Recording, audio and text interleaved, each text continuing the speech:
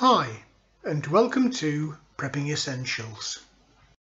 Called a bomb cyclone, the extreme weather stretches from the Canadian to the Mexican border and coast to coast. This Christmas Eve, some 240 million people are under winter weather warnings and advisories. Much of Central and the East Coast is facing freezing rain and drizzle, while the South, from Texas to Florida, is under a hard freeze warning of sub-zero temperatures and snow. Millions of Americans will likely spend Christmas without power. Others asked to cut back as major power plants struggle to operate. Several cities will see the coldest Christmas Eve on record. In Pittsburgh, western Pennsylvania, minus 13 Celsius. In Michigan, the town Hell has frozen over, while Paradise, about 300 miles away, is a little warmer.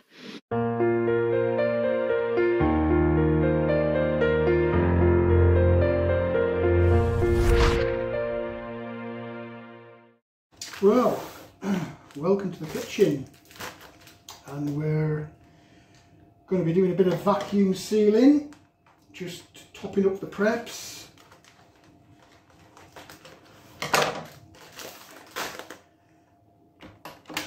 Even though I've got quite a significant amount of long-term food preps, I do keep, every time I go to the supermarket, I just keep popping the odd extra thing in the basket. Been a couple of times over the last few weeks, and I've accumulated another 3 kilos of rice, so that's going to go into the long-term preps.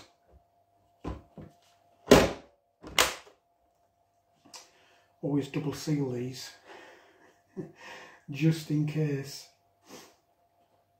So yeah, wanted to talk to you about food today. Regular viewers will know that I've been busy over the last few months trying to move house and move my long-term food stores into the garage. Just nick the corner of that original bag so that the air can come out. So that's the plan.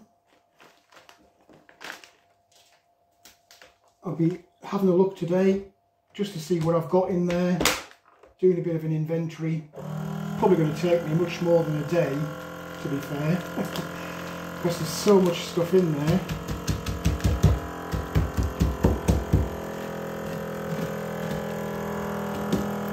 It's like a brick.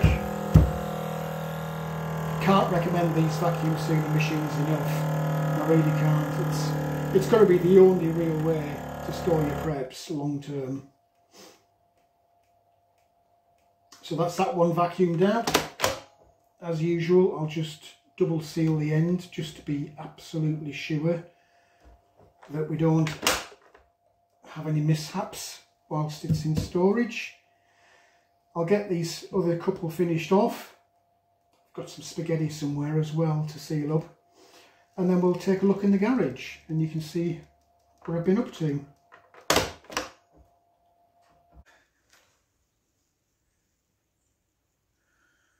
Well, it's a cold, wet day again today. Since the big freeze, we've had quite a lot of rain, and this last couple of days has been a combination of high winds and quite heavy rain. Indeed, we've got flood alerts been issued this week around the UK. If you can hear the background traffic noise, you can probably hear that it sounds wet. Because it is. I was down feeding the chickens this morning, and it was a really miserable morning.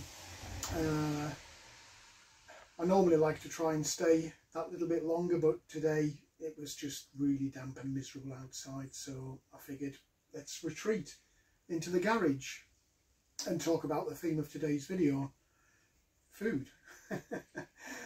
I mean, pretty much all of my videos at some point I'll mention food in one shape or form or another, whether that's growing food or whether that's telling you to stock up on food. So why am I doing it again today, and what's the connection with that I forget what they call it now, snow cyclone or winter cyclone, or it seems to have a load of different names in the US media. But that huge dump of freezing cold weather and heavy snow. Well, everything is kind of combining to make a perfect storm. I've talked about weather a lot this year.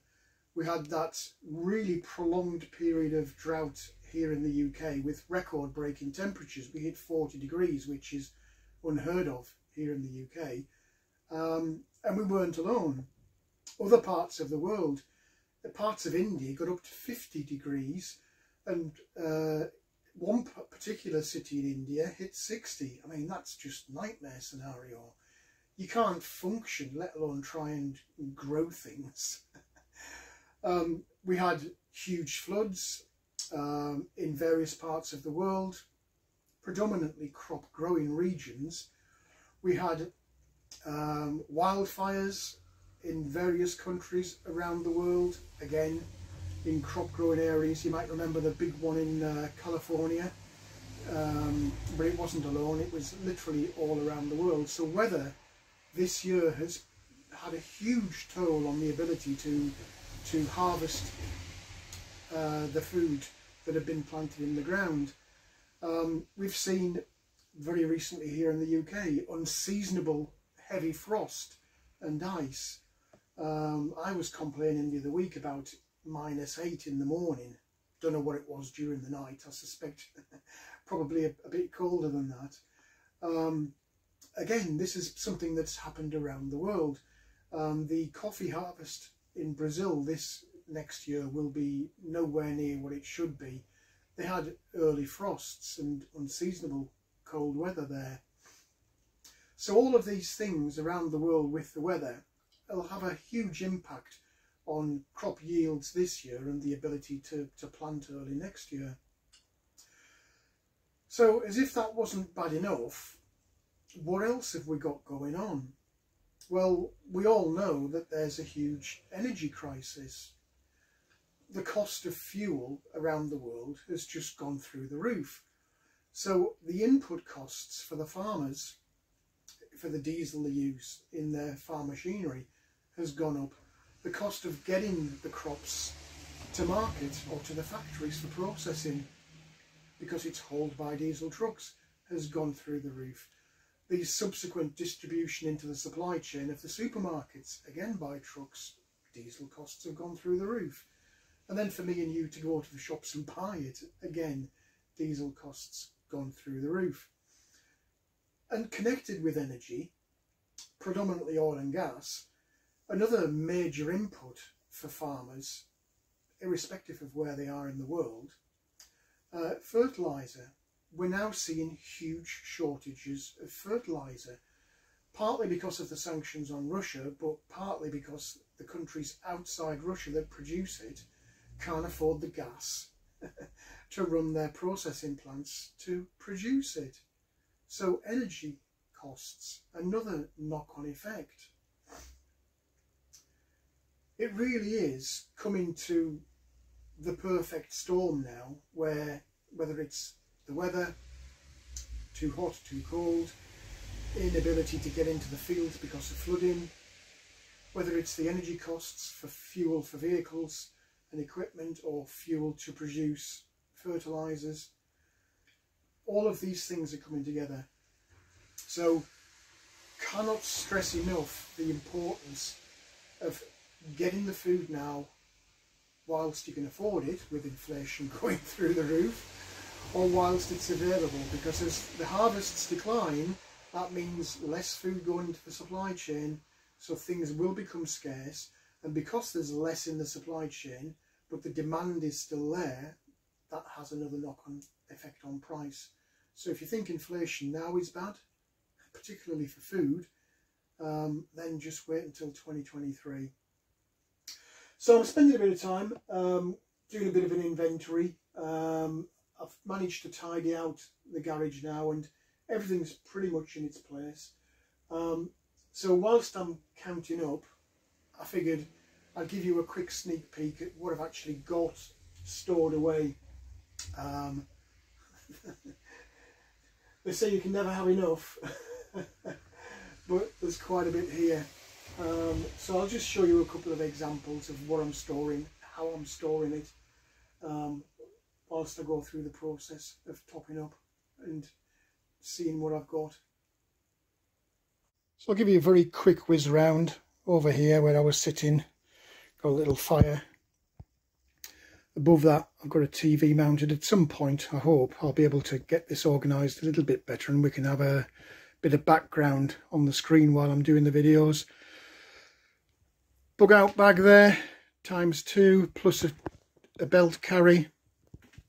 Various bits of equipment on there. Prepper books. Well, what you really want to see is this stuff here.